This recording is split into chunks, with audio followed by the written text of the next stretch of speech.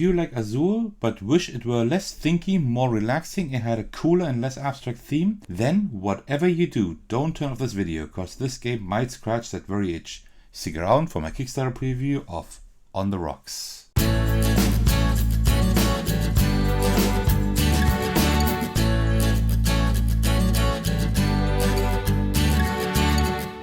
Hey everyone, this is Sir Thagos and welcome to the On the Rocks Cocktail Lounge, where only the city's best mixologist expertly prepares cocktails patrons are craving. Before I show you how to play the game, let me set up the game first. So I will set everything up from the viewpoint of one player, but of course this is set up with more than one player in mind usually. So every player gets one of these boards over here, where the cocktails are being mixed. Also, each player gets one of these lemons up here. These are the round markers because we have 3 rounds of cocktails we're serving. Then these cards, these cocktails cards, are being shuffled and put on different stacks. At best, where every player can reach them. Like that. Then we also put the dice where everybody can reach them. These are pretty cool, like with the frosted look. Then we also have the spill stack and also the tip stack. Then we have these 5 bowls that we put in a circle.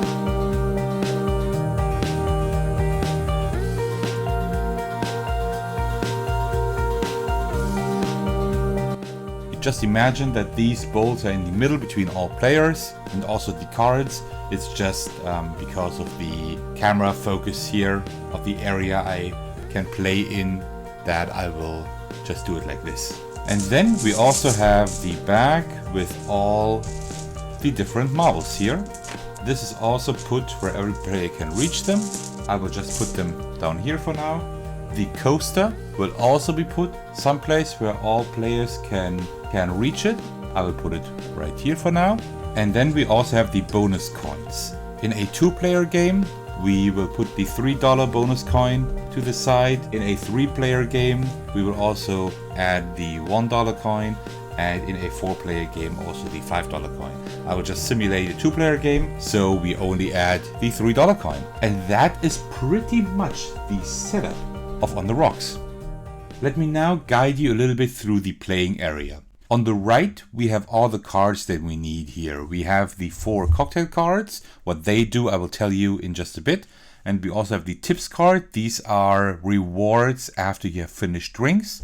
The spills cards are usually negative cards that happens when specific bad things happen. Then we have the dice that tell us how many marbles we draft from the bag. The bonus coin will go to the first player who finishes the last order, like the last round here. Then we have the coaster here. Special bonus marbles will be put, and if either the black or the golden ones are full, they will be put back into the bag. Then we also have our 5 mixer bowls here, where all the marbles will be put and also drafted.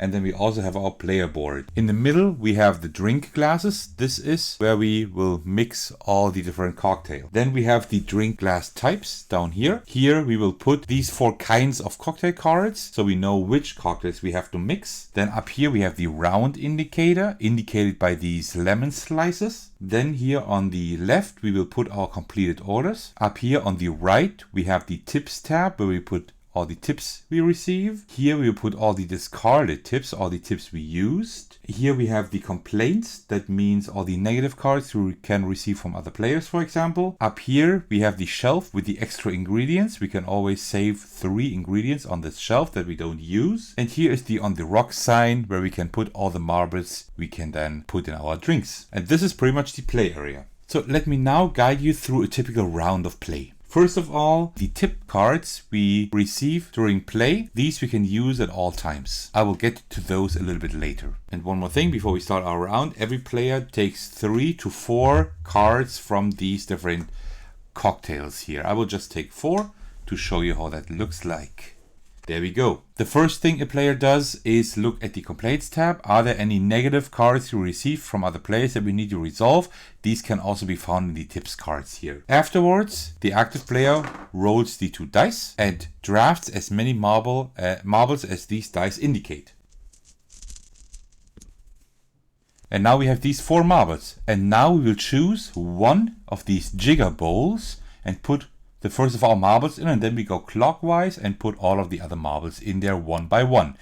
In the first turn, there are no marbles in here, so we can choose any bowl. In subsequent turns, we need to choose the bowl that was last emptied by the previous player. So for example, let's say the player before us emptied that bowl, then we need to start putting marbles here. But this is the first round, so we can choose any. So I will just, for example, do it like this. Afterwards, we select one jigger bowl of our choice. So for example, I will take this one here and we empty the ingredients onto the on the rocks sign.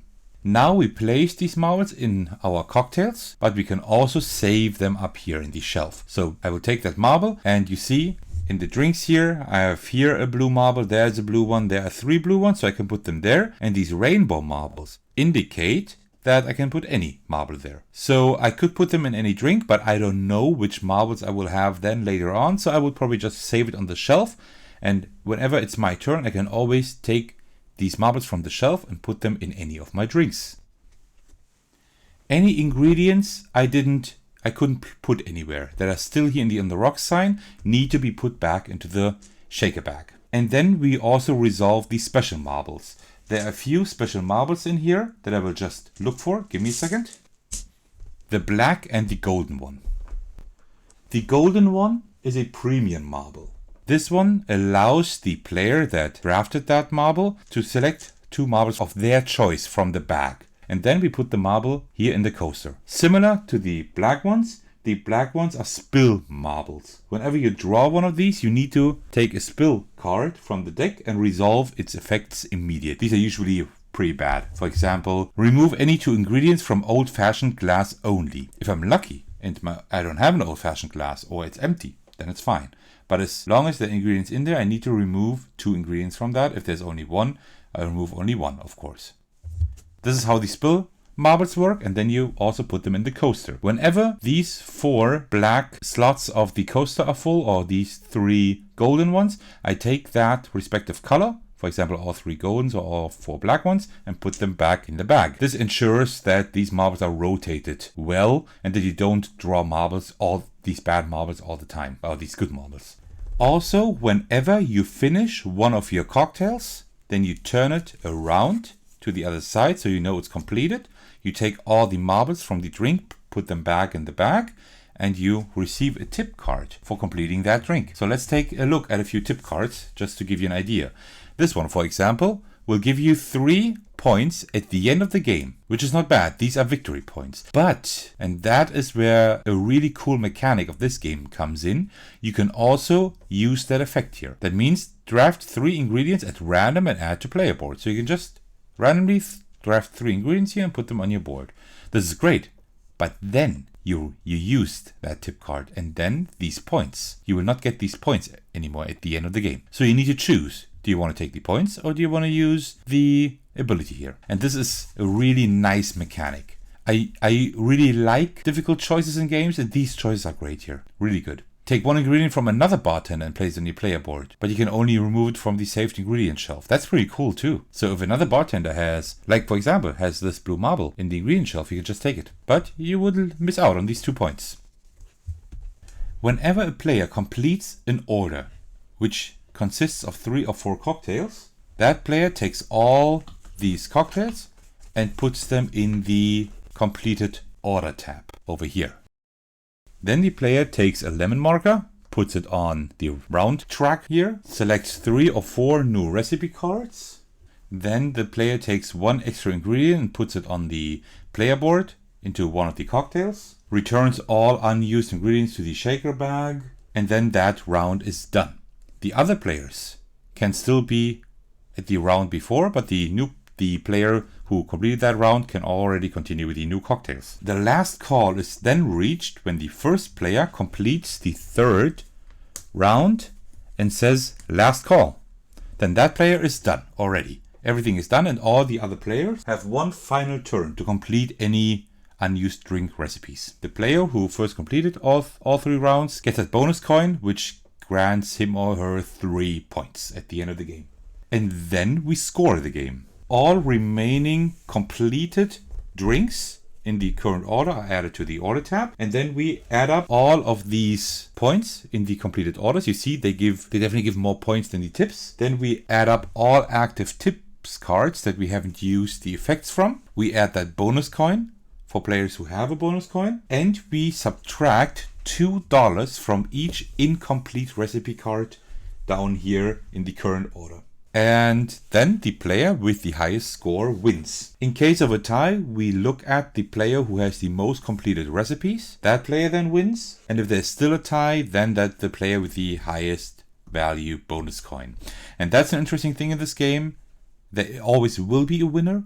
There is no tie because there is at least 1 bonus coin in the game usually. And there are 3 bonus coins with different values. So there needs to be 1 player with the highest bonus coin. So there is no tie possible in this game. And that is how you play On the Rocks. So, what do I think about the game?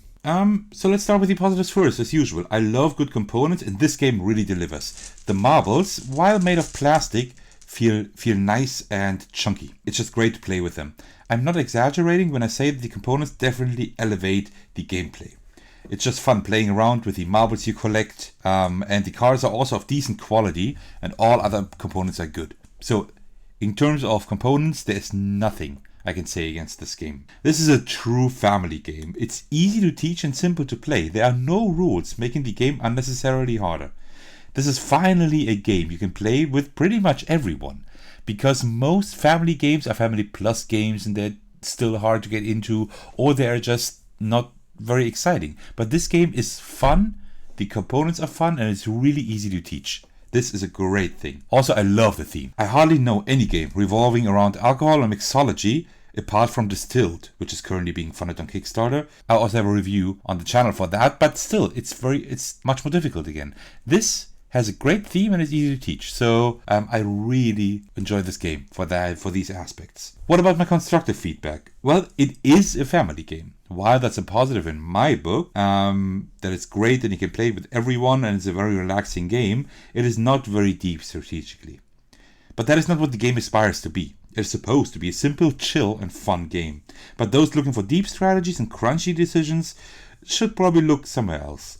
So this is not a negative per se, but something you should know before trying to hunt down the game.